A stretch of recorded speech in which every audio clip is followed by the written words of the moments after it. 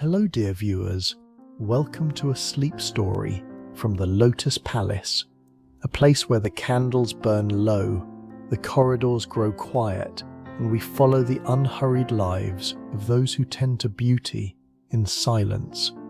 Tonight, in our very first episode, we enter the inner court at dawn and walk alongside Anaya, a woman who notices everything, says little, and understands more than most. Settle in, let the world outside grow distant. This is a label not her own. The inner court did not wake all at once. It woke in layers, the way a body wakes before the mind does, slowly and without announcement. First, the light, pale and thin, feeling its way through the latticed screens of the high windows. Then the sound of water somewhere distant, a basin being filled, the low wooden percussion of buckets and stone. Then footsteps in the corridor outside, soft and measured, belonging to someone who had learnt long ago to move through the palace as though she were part of its furniture. Anaya was already in the stores. She came early most mornings. Not because she was required to, the day's first preparations did not begin until the light was fuller, but because she preferred the bathhouse before the rest of the court arrived, before the demands of the day gave everything a shape and a purpose and a name.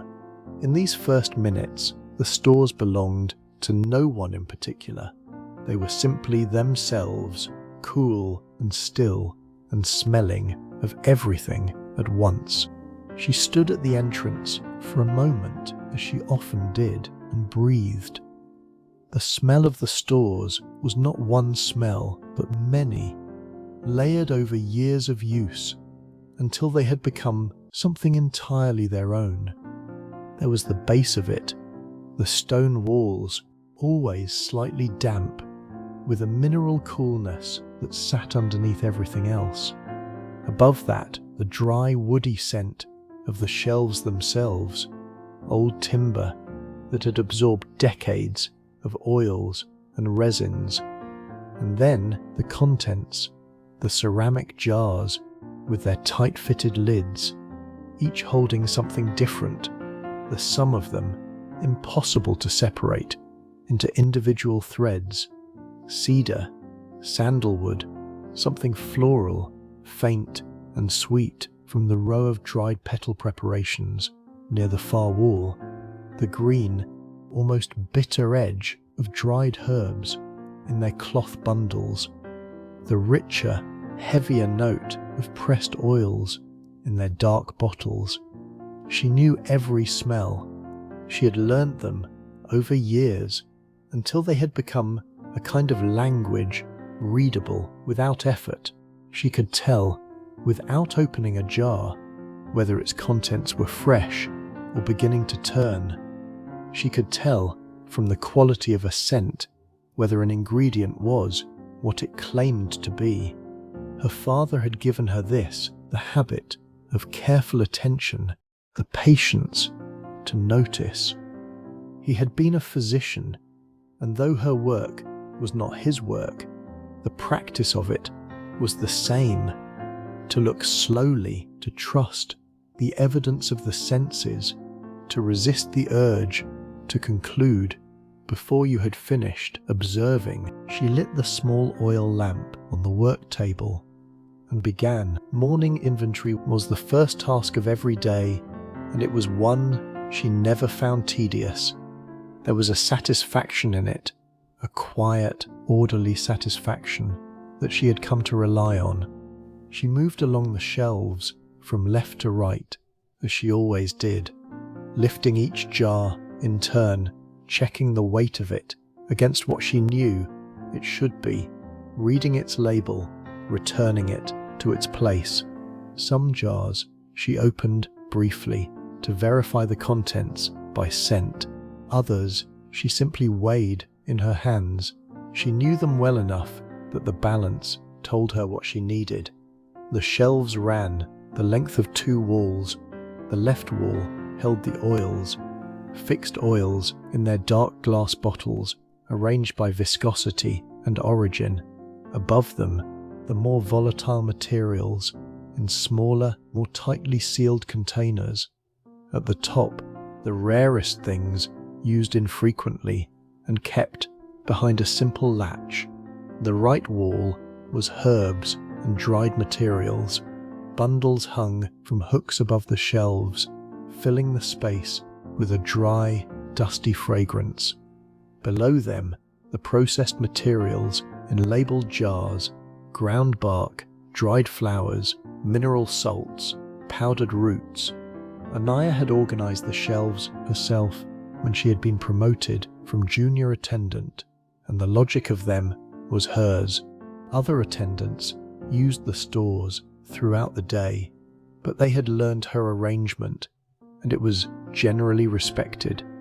She reached the middle of the right wall and paused, not because anything was missing, not because anything was obviously wrong. She had simply noticed, without quite deciding to notice, that the light on the shelves looked different. The jars were all in their places. The arrangement was correct, and yet she had the faint, unspecific impression of something having been moved, as though the jars had been replaced carefully, but not by the same hands that usually returned them. She stood for a moment, with her lamp raised, looking along the shelf. Everything was where it should be. She continued her inventory. She would come back to it, or she would not. Her mind had registered the impression, the way it registered everything, quietly, without urgency. It would either resolve itself or it would not. By the time the inventory was complete, the bathhouse had begun to fill with the sounds of the morning. The other attendants arrived in ones and twos, shedding their outer wraps at the entrance, collecting their aprons from the hooks near the door. There were 6 in total assigned to the morning shift, 3 senior attendants, 2 juniors, and Anaya, whose position fell somewhere between the two by virtue of her specific expertise, which gave her a kind of lateral authority that had no official name. She was not above the senior attendants in rank. She was simply trusted with different things. The junior attendants moved with the particular carefulness of people still learning the spatial rules of the inner court, which surfaces to avoid, which routes to take, which doorways to stand aside at. Anaya remembered being that careful. The rules were rarely explained. They were absorbed over time, through observation, until moving correctly through the bathhouse became as natural as breathing. Mailing arrived a few minutes after the others, carrying a stack of linens from the laundry that had been delivered that morning. She set them on the sorting table near the door and began folding them into the correct sizes with the practiced efficiency of someone who had done it so many times that her hands did it without her. They sent the heavier weight this time, she said, not to anyone in particular, but in Anaya's direction, as she often did when she had a thought she wanted to put somewhere. Anaya looked up from the preparation she was beginning to arrange. For the season, Malin finished folding a length of linen and moved on to the next. The seamstress said to say, "One of the monogrammed sets needs repair." I told her to leave it on the mending table. "I'll note it." This was the texture of most of their conversation, practical, unhurried, each sentence delivered with the ease of 2 people who had long since stopped needing to fill silences. They had been working alongside each other for 3 years and had accumulated a friendship that consisted almost entirely of small exchanges like this one. It required nothing of either of them and gave them both something they would not easily have named. Madame Yoon arrived precisely when she always arrived, at the moment when the court had finished assembling, but before the first preparations had begun. She was a small woman, compact and unhurried, with grey at her temples that she wore without comment. She had been managing the inner court's practical operations for longer than most of the attendants, had been inside the palace walls. No one knew her exact age. No one asked. She walked through the bathhouse, as she always did, a single circuit, eyes moving over every surface, every arrangement, every person. She did not make notes. Whatever she observed was filed somewhere in her mind and retrieved when necessary. She stopped at the preparation table and looked at the layout. Anaya had begun assembling for the morning's first bath. Then, Lady Sura has requested the cedarwood preparation rather than the floral today. I'll adjust, Anaya said. Madame Yun moved on. This constituted approval. Anaya began adjusting the preparation, setting aside the dried flower materials and reaching for the cedar oil instead, measuring it into the mixing bowl with the small brass ladle that hung from a hook at the end of the preparation table. The substitution changed the character of the blend entirely. Less soft, more structured, with a warmth that settled rather than lifted. She noted as she worked that Lady Sura had made this choice before, twice, in the past 3 weeks. The cedarwood was quieter, more inward. She made no interpretation of this, but she noticed it. She mixed the preparation slowly, adding a small amount of mineral salts, then a few drops of a fixed oil to carry the cedar and help it disperse in water. She worked the mixture with a wooden spatula, watching the texture change, checking the scent at intervals as the components integrated. When it was right, she knew it, not by any rule, but by the accumulated evidence of years of similar work. She covered the bowl and set it aside, then began laying out the bath linens in the order they would be used. The morning moved through its first preparations without incident. Lady Sura's bath was prepared and completed. The room was cleared and reset. A second preparation, simpler for a junior noblewoman who required only a basic herbal rinse, was assembled, used, and dismantled. Anaya moved between the preparation room and the stores several times in the course of this, collecting what was needed, returning what was not, checking inventory against the day's list as she went. It was on her third return to the stores, midway through the morning, that she noticed the jar. It was sitting on the shelf where it belonged, the middle section of the right wall among the processed herbal materials, in the place she would have expected it. She reached past it for something else, and her hand brushed its side. She paused, picked it up. The weight was right. The label read correctly, a standard preparation of ground-dried root, used as a base component in several bath blends. She was about to return it to the shelf when she paused, only briefly, as if something in the shape of the letters felt unfamiliar. She brought the jar closer to the lamp. The label was small and neat. The handwriting was clear. The content was described accurately. There was nothing wrong with it, except that it was not the handwriting she knew. Anaya knew every hand in the bathhouse. She had worked alongside the same women for years and had absorbed their handwriting, the way she had absorbed their routines and their preferences and the particular sounds of their footsteps in the corridor. The senior attendants wrote with the slightly cramped practicality of people trained to be efficient with space. The juniors wrote more openly, still learning to condense. Madame Yun's labels were rare and unmistakable, a compressed, angular script that looked almost architectural.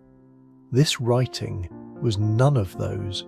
It was small and very even, each letter placed with care, unhurried. The letters themselves had a quality she associated with formal education, the kind of education given to people whose writing was intended to be read by others who would judge it. Not a servant's hand, not a working hand, something else. She held the jar for one more moment, then she set it back in its place on the shelf, in the exact position she had found it, and returned to the preparation room with what she had originally come to collect. She said nothing. She noted nothing. She simply carried the observation with her, as she carried most things, quietly, without urgency, waiting to see what it would become. The middle of the day brought a lull. The morning preparations were complete. The afternoon requests had not yet arrived. The attendants used this time as they always did, eating the midday meal in the small restroom off the main corridor, folding linens, restocking materials, performing the slow maintenance tasks that kept the bathhouse running but did not require urgency. The pace of the inner court shifted in these hours, becoming almost horizontal. Sound softened, movement slowed. Anaya used the lull to wash the morning's equipment. This was not a task she was required to do herself. The junior attendants handled much of the cleaning, but she preferred to wash the tools she worked with most closely: the mixing bowls, the brass ladles, the small measuring vessels, the wooden spatulas.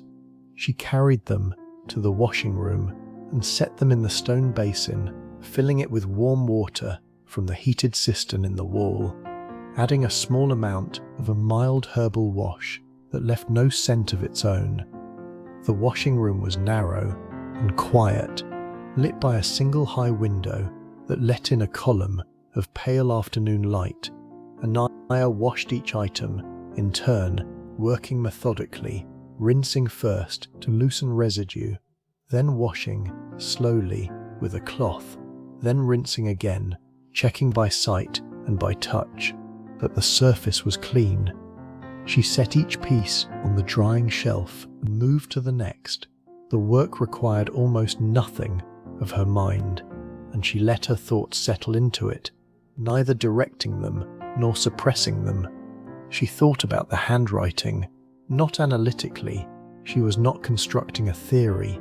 She was simply allowing the observation to rest in her attention while she washed the last of the spatulas and wrung out the cloth and ran her eyes along the drying shelf to confirm that everything was there. She had seen handwriting like that before. She had grown up in a physician's household, and educated hands had come and gone through it regularly.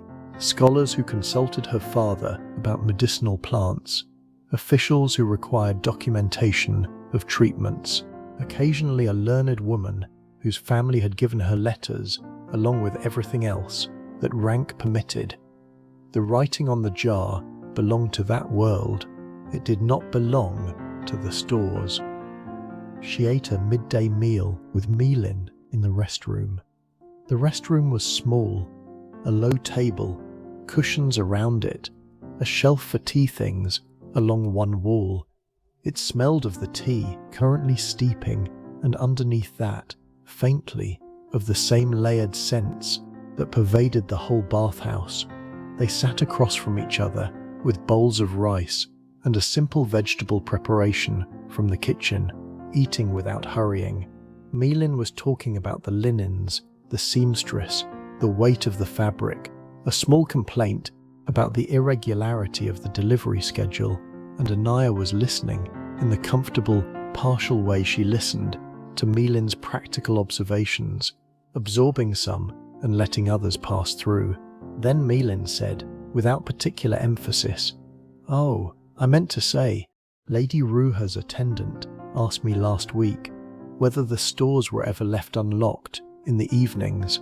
Anaya looked up. "Lady Ruha's attendant?" she asked very casually. "I didn't think much of it. I told her the stores were locked by Madame Yoon's key after the last preparation, as they always are." Milin poured more tea. She said, "Ah," and moved on. I'd forgotten about it until just now. Anaya thought about this. Lady Ruha, she had seen her name in the preparation records, but had not yet attended to her directly. She was very senior in rank, among the highest in the inner court, and her requirements were handled by Senna, the most experienced of the senior attendants. She moved through the court with the particular quality of very high-ranking women, surrounded always by the slight adjustment of those around her, every room arranging itself differently. When she entered, Anaya had observed her from a distance, as one observes whether present, significant, not personally addressed. "When does Madame Yoon lock the stores?" she asked. Milin considered. After the last preparation, so the evening, usually 8th hour, sometimes 9th. She paused. "Why?" "I was just thinking about the inventory," Anaya said, which was true in its way. That afternoon, she had occasion to visit Hannah in the garden.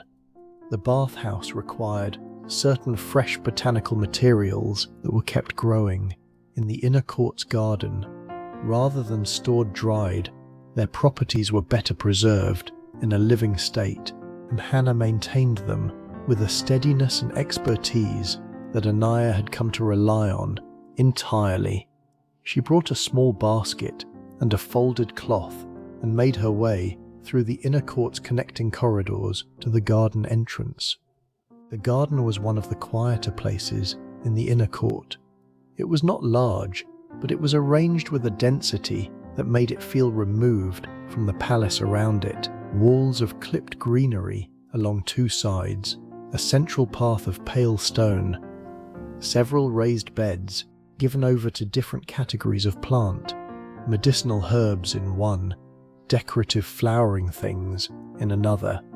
Along the far wall, a row of established shrubs, whose roots Anaya occasionally used in preparations.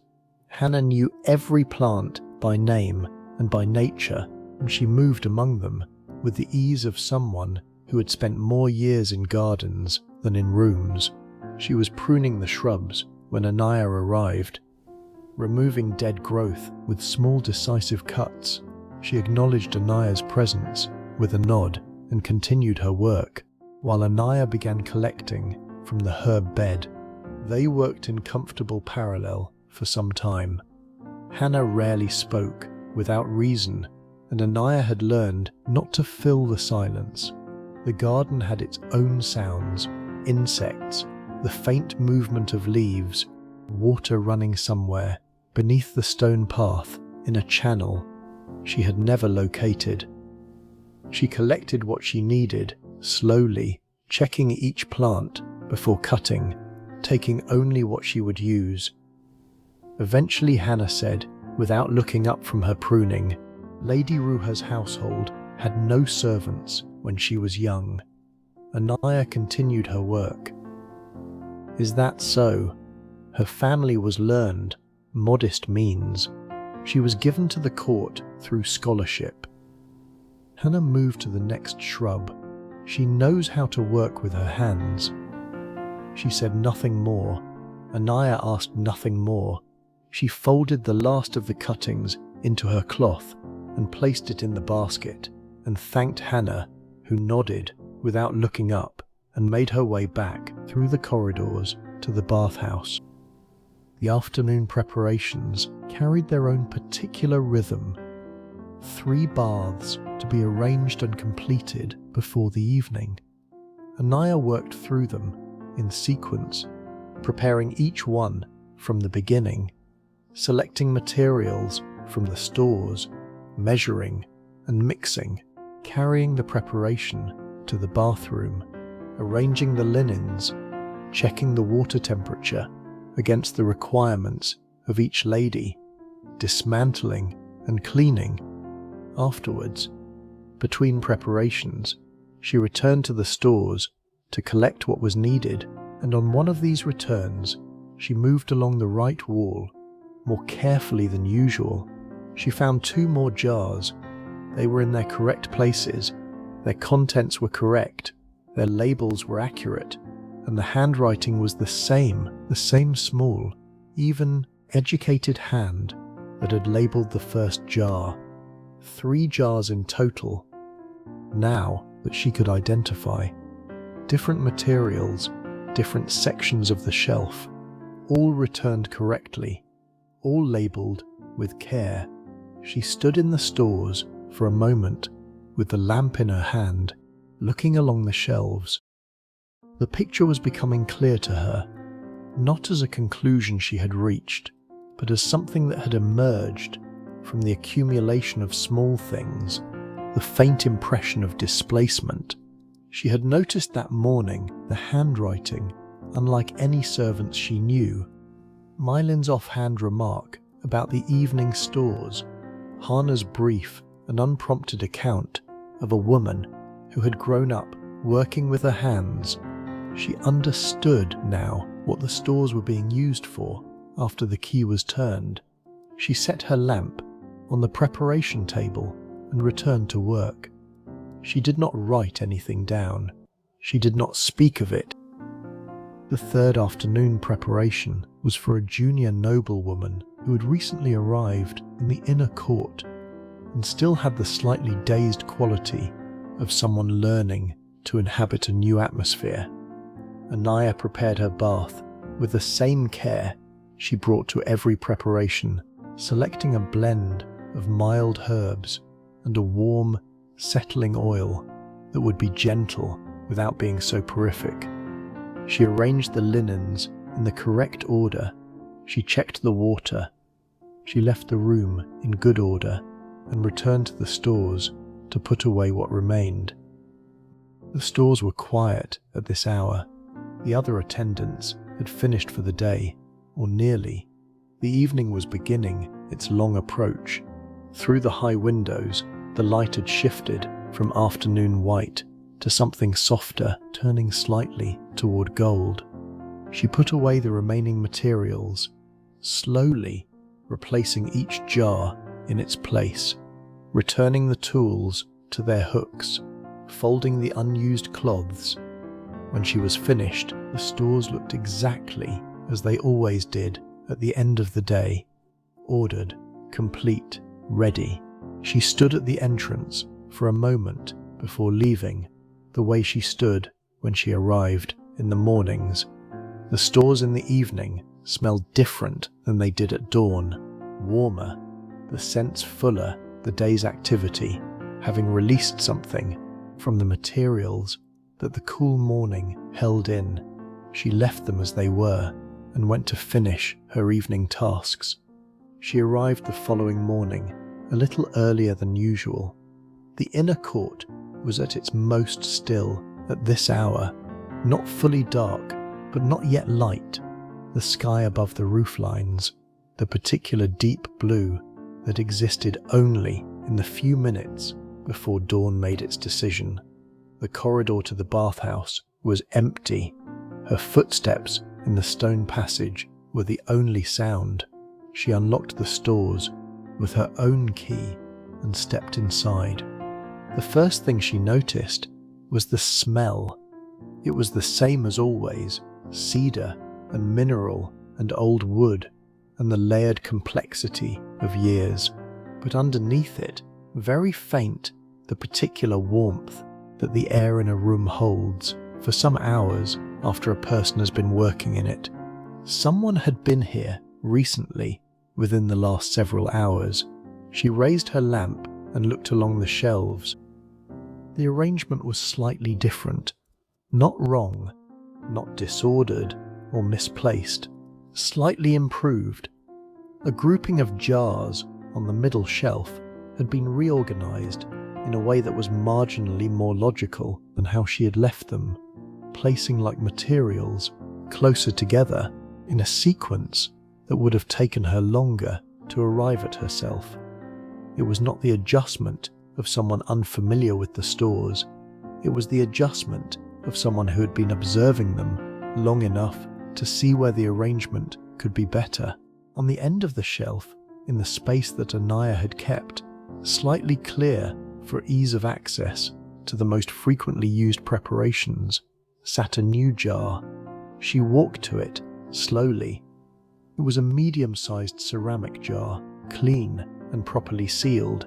The label on it was written in the same careful, educated hand she had now seen 3 times before. The contents listed were a processed herb compound, one that Anaya used regularly, one that required a specific and somewhat laborious preparation that took time she often had to borrow from other tasks. The jar was full. She lifted it and removed the lid and brought it close to the lamp. The preparation was correct, not approximately correct, exactly correct.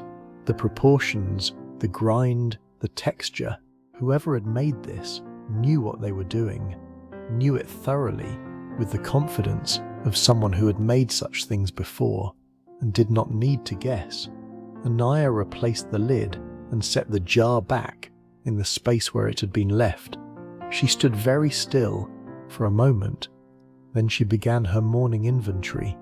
She moved along the shelves as she always did, from left to right, lifting each jar, reading each label, noting what was needed and what was sufficient. When she reached the middle section, the area that had been reorganized, she did not rearrange it. The new order was better than her own. She let it stand.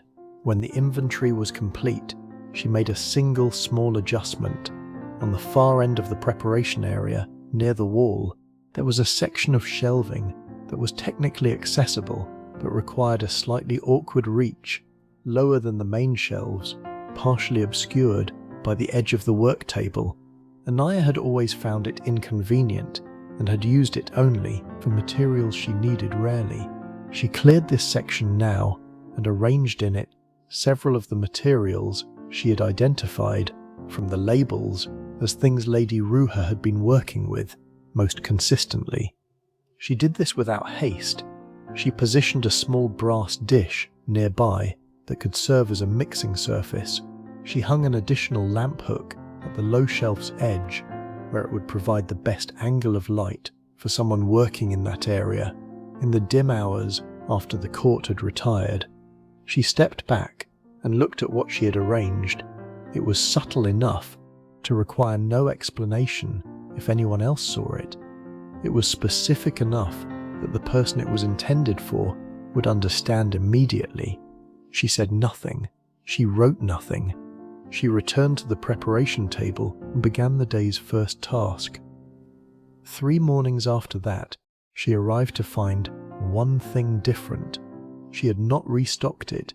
She stood with her lamp raised, looking at the full bottle in its precise and familiar position. It was a small thing. It was a very small thing.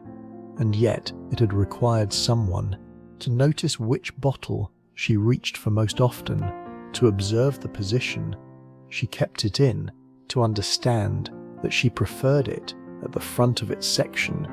It had required the same quality of attention that Anaya herself brought to every room she worked in, a careful, unhurried noticing of the way another person had arranged their world. She set her lamp down. She began her inventory. She would not see Lady Ruha that morning, or perhaps ever. Their positions did not overlap in the usual flow of the court's days. The acknowledgement between them had no form that the inner court could recognize or record. It existed only in the objects they both handled with care in the same quiet room at different hours of the same long days. It was, Anaya thought, a sufficient thing. Evening. The inner court moved towards sleep, in its particular way, gradually, reluctantly, in the manner of a large household that can never quite fully stop. Lamps were extinguished, one by one, across the buildings. Voices, already few, became fewer. The corridors emptied and then settled into the particular silence that was different from the silence of early morning, deeper, more resolved. Anaya finished the last task of her day in the bathhouse, a final check of the preparation room, a wiping down of surfaces, a verification that the morning inventory list was correctly noted for the next attendant who would need it. She moved through these tasks with the same unhurried attention she brought to every task, the lamp in her hand, casting a warm, unsteady circle of light across the stone floor. She returned to the stores for the last time. She moved along the shelves slowly, not checking inventory now, that was done, but simply looking. The way she looked at the stores, sometimes in the evening when the day's demands had released her, and she could see the room as a room rather than as a set of tasks. The ceramic jars in their rows, the glass bottles standing at their various heights, the cloth bundles hanging from the hooks above, their scent released by the warmth of the day, and hanging now in the still air, the small tools on their hooks at the preparation table, each one worn in the specific way of tools that are used carefully and often. She thought about what she had come to understand over the past several days, not about Lady Ruha specifically, about the inner court and the nature of it, and the particular ways in which people navigated the structure it imposed. The inner court was a world of careful arrangements. Every role, every access, every movement through space was shaped by rank and expectation. Who was permitted where, who might request what, who spoke first, and who waited. These arrangements were mostly invisible. They were the water everyone swam in, the air everyone breathed, present in every doorway and every interaction, without ever needing to be named.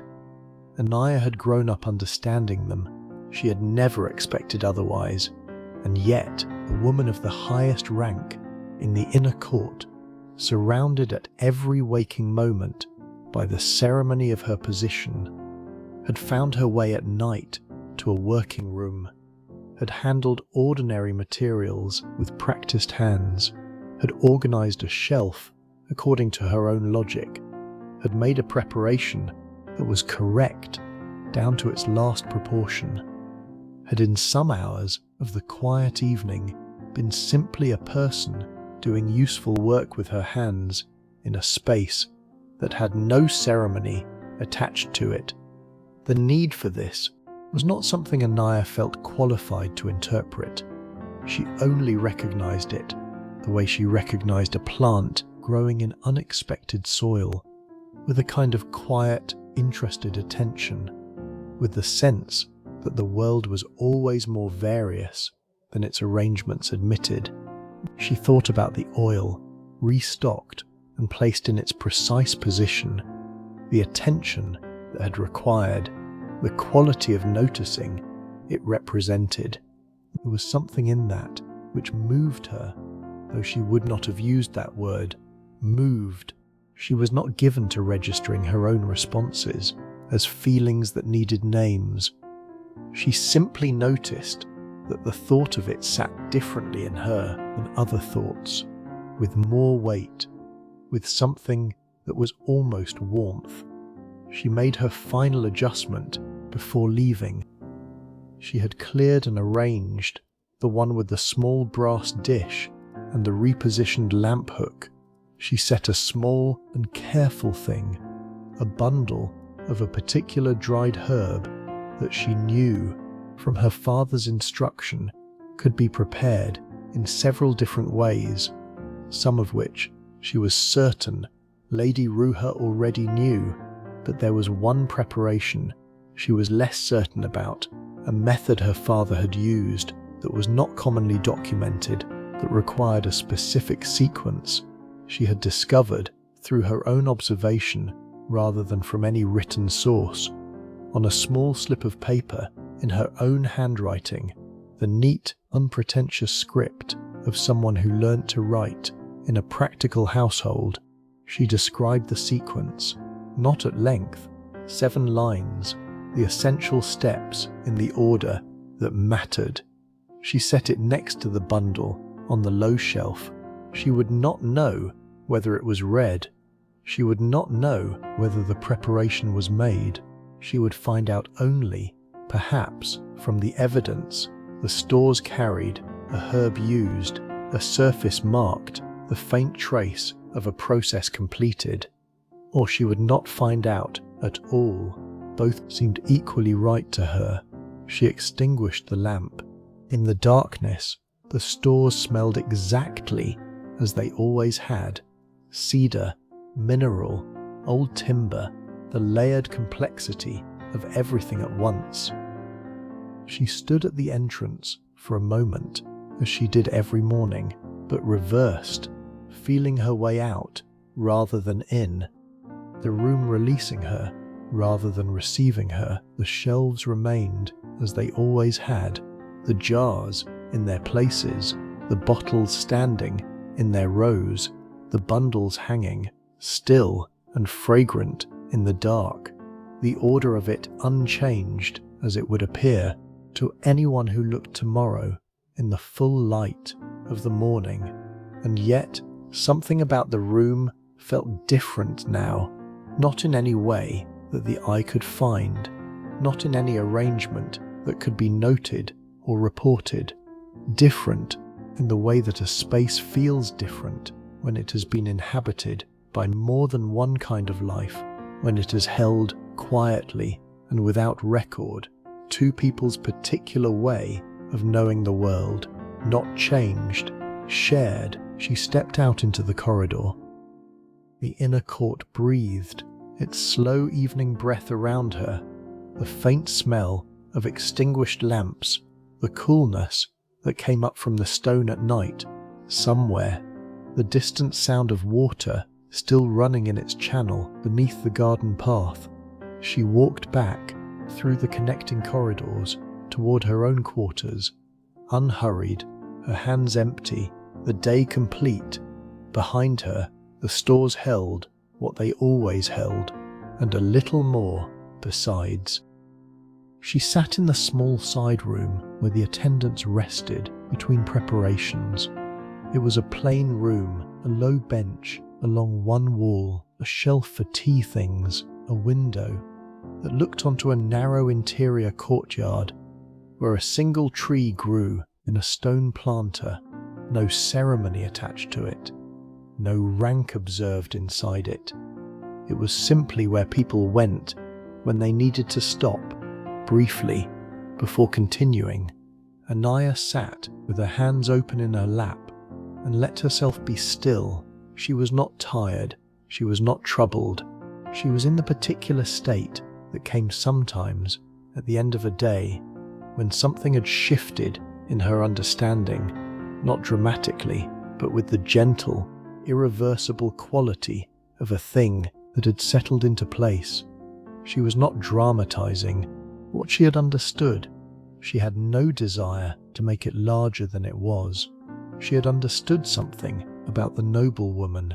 Lady Ruha, in the quiet hours of the evening, had needed a room with no ceremony in it, had needed to work with her hands, had needed, for a few hours, to be a person who was doing something, rather than a person who was being something. This was not, Anaya thought, a complicated need. It was a very ordinary one, the same need she herself satisfied every morning by arriving early, before the day gave everything a shape and a purpose and a name. The need to inhabit a moment that had not yet decided what you were. Rank shaped everything in the inner court. It shaped the spaces people moved through and the objects they were permitted to touch, and the manner in which they were addressed, and the direction from which food arrived, and the quality of the silence that surrounded them. It shaped the inner life too, in ways that Anaya understood only from the outside, the particular weight of being seen as a title rather than a person, the particular loneliness of a position from which one could not simply reach forward and do a useful thing with one's hands. And yet, the stores had held both of them. The same jars, the same shelves, the same particular smell of cedar and old timber and everything at once. Lady Ruha had needed that room the way Anaya needed it, as a place that was simply itself, requiring nothing particular, offering a few hours of being ordinary. The rank had not followed her there, or had followed her, and then, in the quiet of the preparations, receded, that some needs found their way through, regardless. That was what she had understood, that the structures of the court, patient, intricate, centuries in the making, could not shape everything, could not reach into certain rooms and certain hours and decide what a person required of them. This seemed to her worth knowing, not as a rebellion, not as anything that required naming, simply as a fact about the world she moved through and the people she moved through it alongside, that the arrangement was not total, that there was always something it had not reached. She sat for a little longer. The courtyard outside the window was beginning to lose its light. The tree in its stone planter was very still. Somewhere in the corridor, beyond the door, the sounds of the court continued, their gradual softening toward evening. Footsteps, a distant voice, the low wooden sound of something being set down. Then she rose and returned to her tasks, and the day continued, as days do.